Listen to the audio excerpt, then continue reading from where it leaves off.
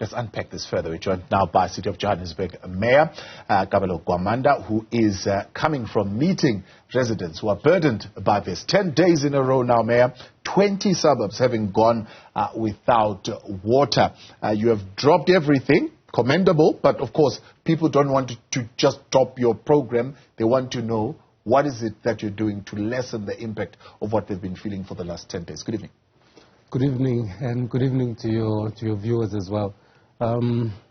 Just to note, it's not only today that I've been attending to the issue of water.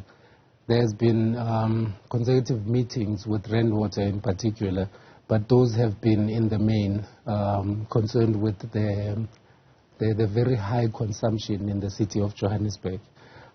This particular, let me say, crisis at this point, it happened as a result of lightning having struck one of rainwater's stations, and the subsequent challenge that came from that further exacerbated the lack of water and the delay itself was discovering the fact that one of the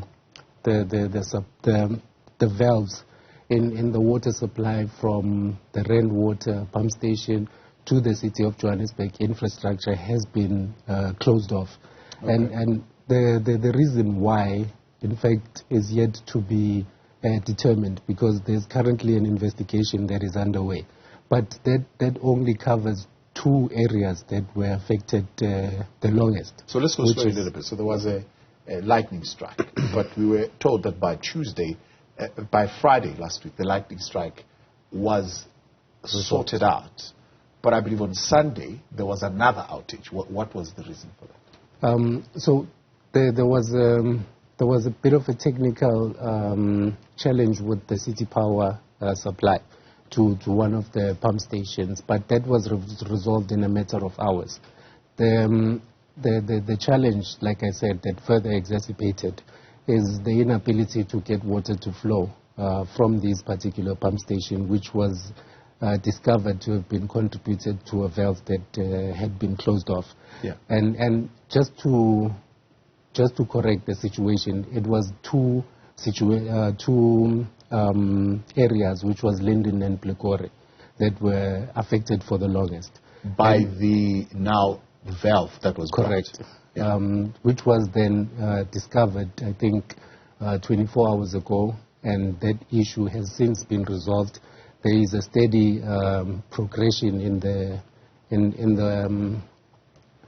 the water supply as well as the levels in the reservoir, and this should recover over a period of 3 days. But tomorrow morning we'll start seeing water start running through the taps. So let's talk about that then. You're saying that there are investigations. Obviously, you are either suspecting sabotage or negligence, or maybe even just sheer criminality or vandalism. So we do not have access to the infrastructure where it was discovered that the valve had been closed, and hence we are relying on an investigation to give us answers so that we get a sense, an understanding as to why exactly would a valve being closed at a time of this nature, where we are faced with a water challenge in the city of Johannesburg. So Rainwater has instituted an investigation to get a determination that we can then report on to our residents that have been affected. I was in a 3-hour-long meeting with councillors of the various affected areas as well, sharing the information with them, so for the ease of communication. Because the one thing that is more of a challenge is sitting at home not knowing what is happening when you are going to get your water. The mitigating strategy that is in place in terms of the water tankers that we've deployed, not knowing where they will end up and whether or not you'll be able to get sufficient amount of water to be able to survive through the period in which the disruption will last. So those are the issues and areas that I've been addressing with councillors, so that they can be able to go back to their respective communities and engage them thoroughly on the particular matter in terms of the cause, our reaction, further challenges that we encountered, and where we are right now.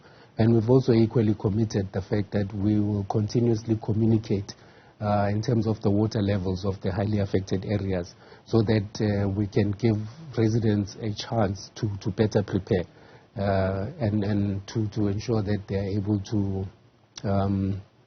to bear with us in this difficult time. Yes. So I've been engaged with this matter since Sunday. I spoke to your MD on Sunday. I spoke to a councillor yesterday on this matter. And as you put it, one of the issues that they're raising is just the poor level of communication about what is going to happen. And this has led to men's frustration. I'm sure some of it you have picked up. One, there's been talk of a rates boycott. Today, we saw that protest that was happening in Blegara, so it keeps escalating in terms of the frustration because no communication is going to the people. I think it's not an issue of no communication going to the people. It's, I think, the manner in which Joburg Water communicates in the main. And when I was doing oversight in one of the in one of our satellite water stations, I, together with the city manager, made a recommendation that perhaps they should consider using voice notes to communicate to the communities, because Joburg Water is a very technical entity, and the level of technicality that they communicate to residents, I myself struggle. They have to explain it about twice for me to get a sense of exactly what the problem is. And when they communicate, it appears as if they are trying to conceal certain information when it's not the case. It's just the manner in which they structure their responses as engineers and communicate that. So there was a joint meeting, in fact, between Joburg Water and City Power today as well, where I have requested that the office of the COO then comes in, because in some of the instances where perhaps City Power had a failure and Joburg Water cannot be able to respond to the contributing factor, it then becomes a vacuum, and that's where a special projects unit that is within the office of the COO will then come in to render advice on how to best communicate the challenge, how to best communicate timeframes, and how to allay the fears of our residents in terms of how long these water cards will remain. Yeah. So you're saying there's a communications audit, and if you look at it, yes, that satisfies you that there was constant communication, at least in the last 10 days, of what is happening. It's just been technical type of information that maybe residents might not have been able to decipher. That is correct. And also, in the meeting that I had with councillors, they had made mention of the channels of communications that Joburg Water uses, their preferred channels of communication, saying that they are not as effective as they would expect them to.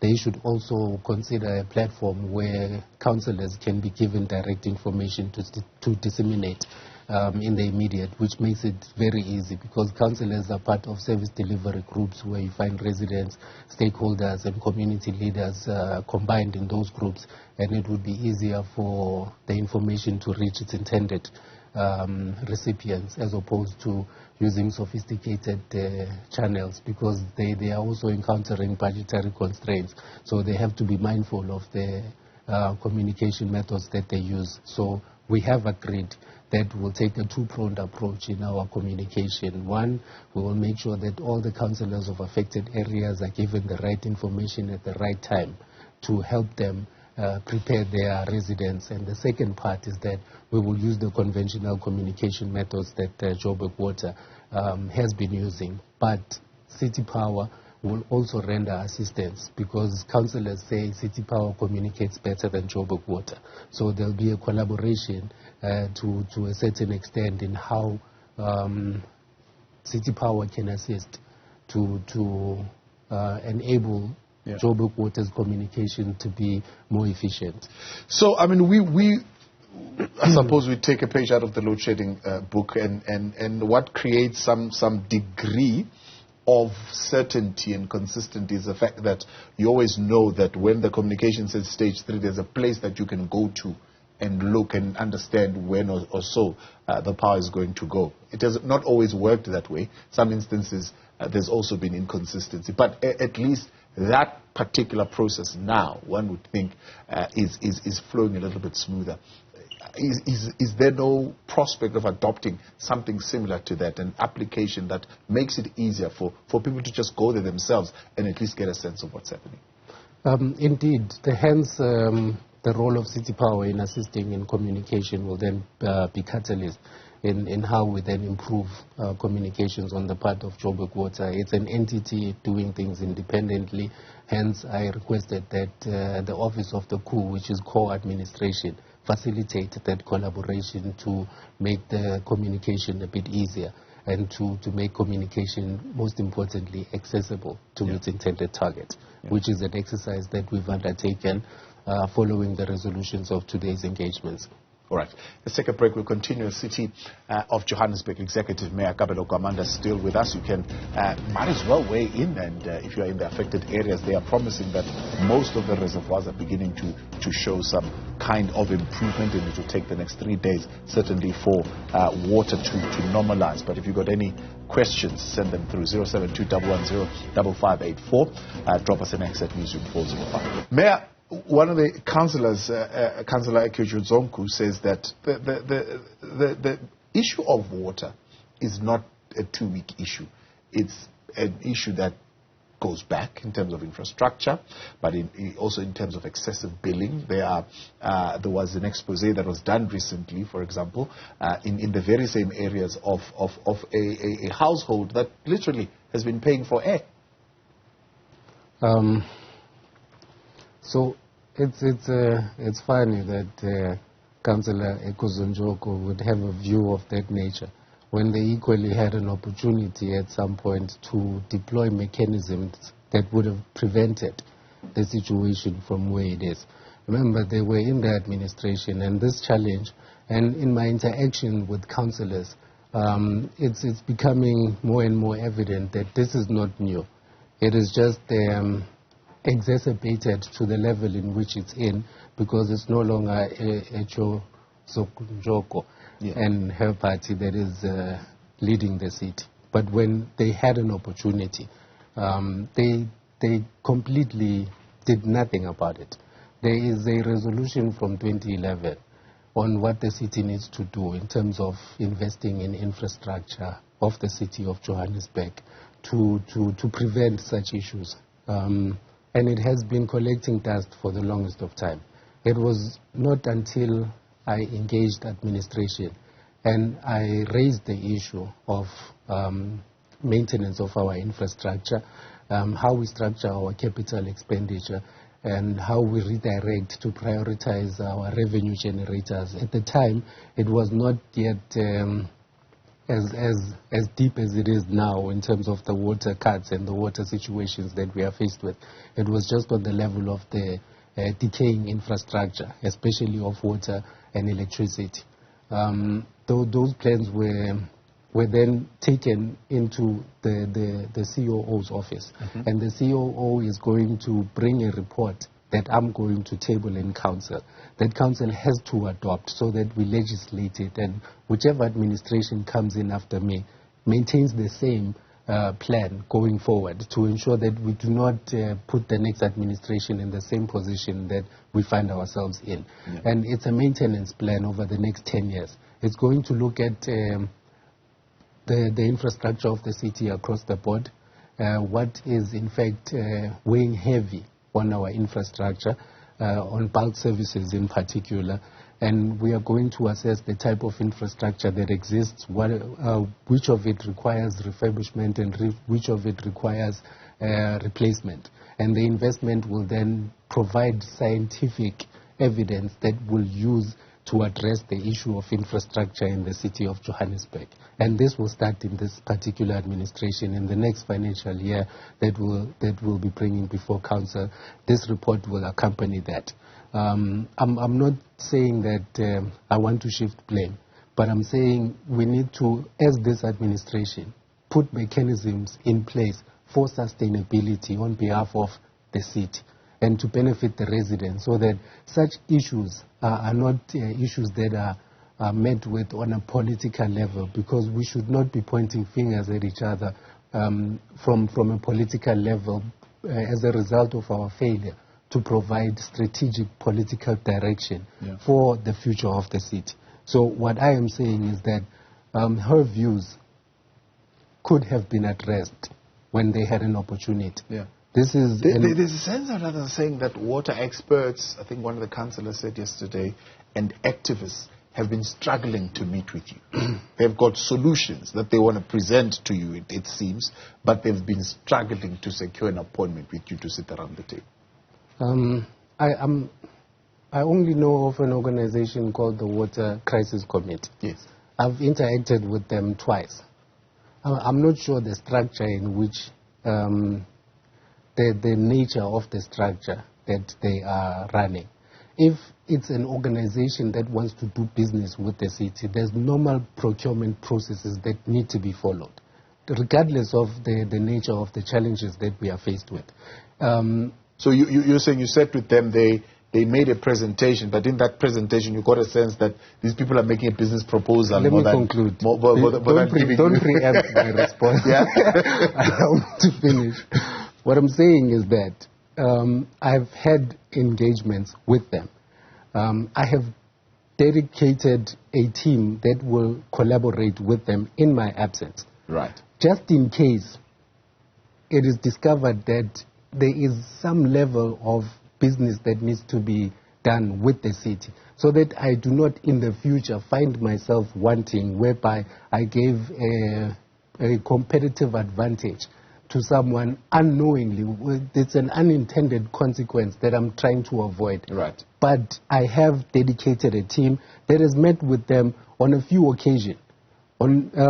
I'm just waiting for the recommendations to be brought to my attention so that I can have an assessment and a view and come to a determination as to whether this is, my advice would be then, you need to follow this particular channel to get to your predetermined destination. Yes. Or you need to partner with the city in a form of a MOU, depending on what it, because I do not know what those solutions are. It needs to be, my role can never be operational. It's in violation of the Municipal System and Structures Act, of which I can be criminally charged for participating on that level. So I'm also trying to protect the integrity of the government, because the first of our priorities as the GLU is good governance, and I have to lead by example. And so when someone is unable to meet with me and they go to a media and say I'm unavailable, yet the question is not asked as to what exactly do you want from the mayor? What do you want him to do for you in order to be able to present those solutions? One of the things, especially now, because of the 10-day crisis that we've been going with, they said they would have wanted you to do something akin to a state of emergency, at least declare something of that sort, for resources to now be channels towards this problem and certainly be expedited in terms of solving it. But longer term, something akin to an energy crisis committee that now looks at the broad challenges of infrastructure, especially when it comes to the city of Johannesburg and the water infrastructure. There's a committee, or rather a council, that is chaired by the president that has to do with the infrastructure challenges. I think it's scheduled for Friday, where we'll be sitting, where national government will then engage municipalities on the level in which they need to render intervention. But going back to the declaration of a state of emergency, what subsequently happens as a result is that procurement regulations are eased, and you no longer have to follow the right channels. So if I declare a state of emergency, I need to justify that. But if there are remedies that can be deployed in the interim to try and contain the situation, especially when you understand what constituted the cause of the water cuts, and it has been dealt with. And it's an example, I think, that the MD also makes in citing the fact that, unlike electricity, water requires time for it to flow through all its streams, through all its, I think it's 12,500 meter pipes to get to the taps in which our residents need to access it. Yes. And like we said initially, that communication is key in this regard, and the manner in which we communicate and the manner in which we deploy our mitigating strategy equally plays a role. And that's an area that I would accede to the fact that we need to improve upon. I did not dispute that. As a matter of fact, I committed to, in our next meeting with the councillors, because this is a unique case where I call officials, I sit down with councillors so that they get direct answers. It's a privilege reserved for the executive. But by virtue of the status quo and the nature of the challenges that we are faced with, I need to empower councillors because it's their constituencies that are facing these particular challenges. So what I was trying to indicate is that we are putting together a water response plan, a water crisis response plan, whereby whenever there are interruptions for one reason or the other, because the curtailment agreements that exist between Rainwater and City Power are there, but they are not immune to lightning, for argument's sake. We can try to prevent as best we can these water cuts, but there are elements that are beyond our control that might occur. So we'll have that plan in place, and it's a joint plan between City Power, Joburg Water, and other respective departments that play a critical role, which includes JMPD, because some of these water tankers and where they are deployed, you'd find that they are taken over by those who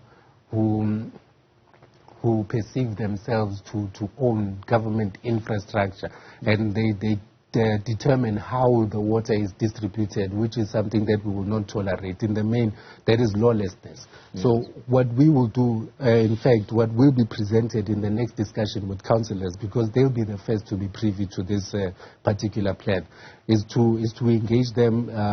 It's a form of a stakeholder, and to have an agreement, have it in place as a casing point to whichever challenge that we face, so that there's one central point and one central process and protocol towards how we deal with a situation like this, which has not been there. Before I let you go, I mean, part of that intervention and response would have included not only the recovery, but also the interim supply of or mitigating measures. Tankers, apparently you're running short on those.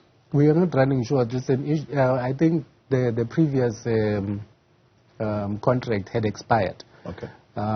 So they had to use, I think, a deviation for them to be able to increase the quantity of water tankers. Remember, the city of Johannesburg is a metropolis. It's unlike local municipalities. We have full infrastructure, so a service of this nature that renders water tankers is very limited. So due to the current conditions and experience that we've undergone in the past 2 years, 2.5, 3 years, it calls for us to consider increasing the number of water tankers and other various mechanisms that are required for us to mitigate on that particular level. So administration is on top of its game. It's unfortunate that I always have to put pressure on them. It's unfortunate that they are always working under duress, but it's expected. Our residents come first. I mean, we hardly ever sleep. The councillors themselves can attest to how we are doing or are endeavoring to resolve this particular issue. Not only for the residents, but for the safety and protection of the councillors as well, because they are the first line of response to the communities, and we need to make sure that their safety is prioritized as well. And that can only be when we collaborate to implement service delivery in a way that our residents can accept. Mayor, appreciate your time. Thank you very much for coming in. Executive Mayor of the City of Johannesburg, Kabelo Gwamanda. Right.